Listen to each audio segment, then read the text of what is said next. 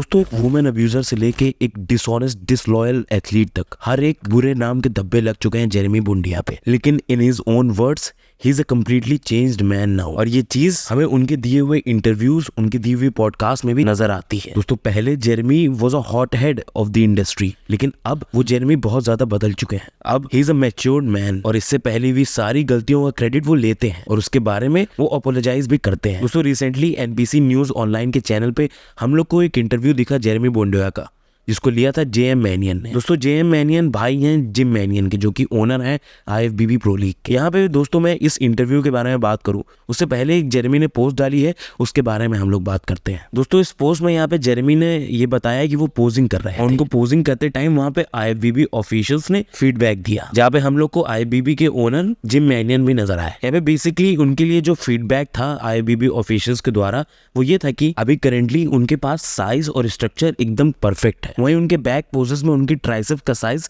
थोड़ा बहुत ओवरवेलम कर देता है उनकी बैक को, जिसके लिए उनकी बैक को या तो और बड़ा होना होगा, साथ ही साथ थोड़ा बहुत उनको अपनी ट्राइसेप का भी साइज छोटा करना होगा। यहाँ पे इस फीडबैक के बाद जेरेमी बताते हैं कि उनकी कॉन्फिडेंस थोड़ी बढ़ गई है और अब वो पूरी तरीके से तैयार हो चुके हैं नवंबर में ओलंपिया के लिए और उनका सिर्फ एक ही गोल है, ओलंपिया ट्रॉफी। यहाँ पे दोस्तों अब हम लोग बात करते हैं जो इंटरव्यू हुआ है उसकी। दोस्तों, इंटरव्यू में कुछ इतने ज्यादा रेलेवेंट और इंटरेस्टिंग क्वेश्चंस तो नहीं पूछे गए।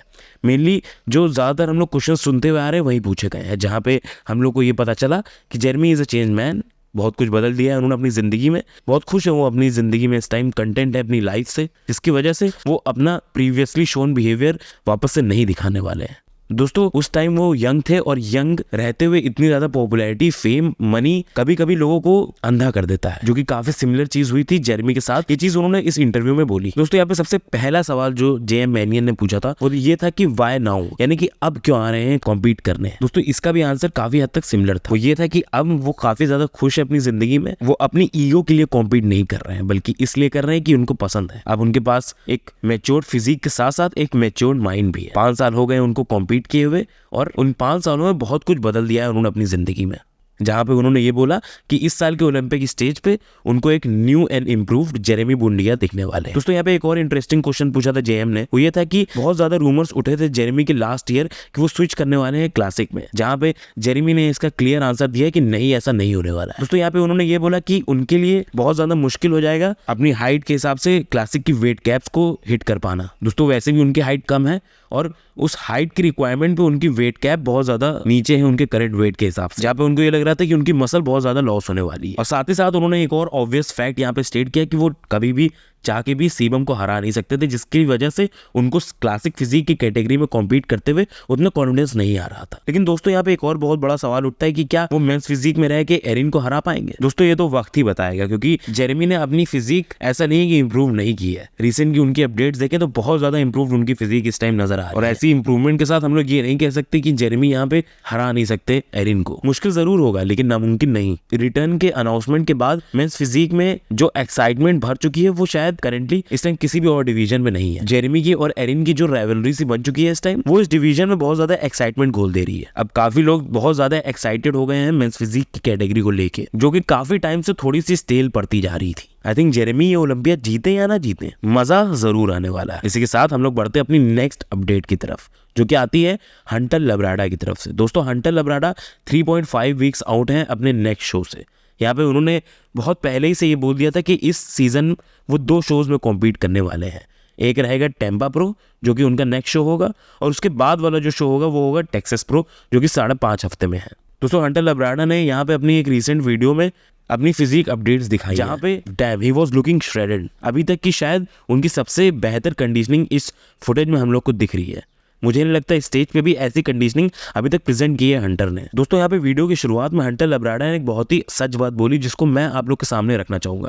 दोस्तों, हंटर ने ये कहा कि कुछ साल पहले काफ़ी लोग ये बोल रहे थे कि बॉडी बिल्डिंग से लोगों का इंटरेस्ट हट रहा है, बॉडी बिल्डिंग एक्साइटिंग नहीं रह रही है, बॉडी बिल्डिंग का कंपटीशन डाउन जाता जा रहा है, बॉडी बिल्डिंग में मज़ा आना ख़त्म हो गया है। लेकिन अब वही बॉडी बिल्डिंग बहुत ही ज़्यादा इंटरेस्टिंग हो गई है। जो कंपटीशन लेवल है वो थ्रू द रूफ जा चुका है और ऐसे टाइम पे आपको अपना 110% देना ही देना है। कंपटीशन इतना ज़्यादा बढ़ जाने के बाद जो अच्छे अच्छे बॉडी बिल्डर्स भी हैं वो बहुत ज़्यादा नीचे प्लेस हो रहे हैं, जिसके लिए आपको एज अ बॉडी बिल्डर एक भी गलती नहीं करनी है, क्योंकि हल्की सी गलती में आप बहुत नीचे चले जाएंगे और दूसरा वाला बहुत ऊपर। दोस्तों यहाँ पे 2 शोज करने का जो मेन मकसद है हंटर लब्राडा का वो ये है कि उनको अपना पीक फिगर आउट करना है इस बार कुछ भी करके, जो कि उनके लिए बहुत ही हेल्पफुल चीज़ होगी, क्योंकि हर बार वो अपना पीक ही मिस करते हैं। यहाँ पे हंटर ने बात की अपना बेस्ट पैकेज वो प्रेजेंट कर देंगे टेम्पा में, और अगर वहाँ पे कुछ ना कुछ गड़बड़ हुई होगी तो उसको 2 हफ्तों में वो फिक्स करेंगे टेक्सास में। और टेक्सास में मैं एक और बात आप लोगों को बता दूं, वहाँ पे हम लोग को एंड्रू जैक भी दिखने वाले हैं। दोस्तों एंड्रू जैक भी इस टाइम बहुत बड़े एथलीट उभर के आ रहे हैं बॉडी बिल्डिंग में, और अगर हंटर ने उनको उस शो में हरा दिया तो हंटर का इस साल का फर्स्ट कॉल आउट तो गारंटी हो जाएगा। लेकिन मेरे ख्याल से उनको हरा पाना इतना आसान नहीं होगा, लेकिन ये तो वक्त ही बताएगा। फिलहाल हम लोग को एंड्रू जैक की तो ज्यादा अपडेट देखने को नहीं मिली है, लेकिन अगर मिलेगी तो मैं आप लोग को जरूर अपडेट कर दूंगा। उसके लिए आप लोग सब्सक्राइब कर दीजिएगा काफजिला हिंदी चैनल को। दोस्तों हमारी अगली अपडेट आती है रमोन डिनो की तरफ से, जहाँ पे उन्होंने अपनी ये पोस्ट डाली है जहाँ पे वो फ्रंट लेट स्प्रेड कर रहे हैं। हम लोग को मालूम है front lat spread is a signature pose of Chris Bumstead, और यहाँ पे एक चीज़ पे अगर मैं आप लोग को ध्यान डालूं वो है इनकी विड्थ। इनकी विड्थ डेफिनेटली जो लेट्स से है वो थोड़ी बहुत इंप्रूव ज़रूर नज़र आ रही है। वैसे तो इतना कुछ हम लोग यहाँ पे देख के नहीं बता पा रहे हैं कि क्या इंप्रूव किया है इन्होंने, लेकिन फिर भी चेस्ट में स्ट्राइशंस के साथ लैट की विड्थ जरूर इंप्रूव लग रही है रमोन की। खैर वैसे तो इस पोस्ट में उतना कुछ है नहीं बात करने के लिए, लेकिन इस चीज पे मैं जरूर आप लोगों का ध्यान डालना चाह रहा था कि यहाँ पे उनकी जो सबसे बड़ी वीकनेस है उनकी विड्थ, उसको इंप्रूव करते हुए नजर आ रहे हैं रमोन। आप लोग क्या लगता है इस बार रमोन डिनो क्या क्रिस बम्पस्टेड को हरा पाएंगे कि नहीं, कमेंट से बताइए। दोस्तों हमारी अगली अपडेट आती है ब्रियन एंसली की तरफ से, जिन्होंने यहाँ पे अभी पोस्ट किया है अपना साइड चेस्ट पोज, और साथ ही साथ ये कुछ अपडेट्स भी डाली है। लेकिन जो मेन इंटरेस्टिंग चीज़ है वो है इनकी साइड चेस्ट पोज में कैप्शन, जहाँ पे वो ये बोल रहे हैं कि इस बार वो खुद बहुत ज़्यादा एक्साइटेड है अपनी फिजिक को स्टेज पे देखने के लिए, बिकॉज हर साल क्लासिक के वेट डाउन में कट करने के लिए उनको अपना काफ़ी ज़्यादा मसल लॉस करना पड़ता था, जो चीज़ यहाँ नहीं होगी, क्योंकि यहाँ पे 212 में कॉम्पीट कर रहे हैं वो, और 212 में कॉम्पीट करते हुए उनकी जो वेट लिमिट है वो काफ़ी ज़्यादा बढ़ चुकी है, जहाँ पे शायद अब एक उनका बेहतर वर्जन नजर आए, जहाँ पे शायद अब उनकी फिजिक में और ज़्यादा स्ट्रेशंस और ज़्यादा मैच्योरिटी और ज़्यादा फुलनेस हम लोग को देखने को मिले।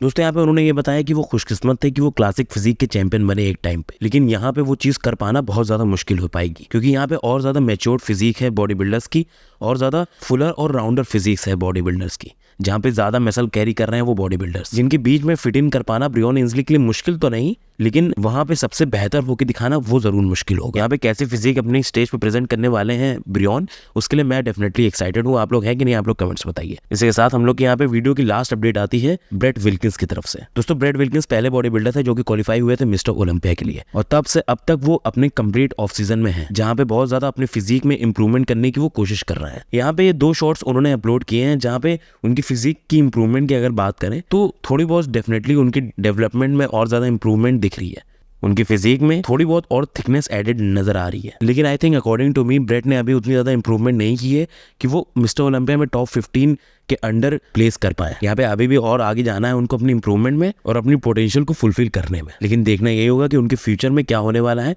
और आप लोग भी अगर एक्साइटेड हो डेफिनेटली कमेंट में बताइएगा। इसी के साथ आज की वीडियो हम लोग खत्म करते हैं। अगर वीडियो आपको अच्छी लगी हो तो लाइक कर दीजिएगा, चैनल सब्सक्राइब कर दीजिए, बेल आइकन दबा दीजिए। चलिए आपसे अगली वीडियो में मिलते हैं, तब तक के लिए बाय।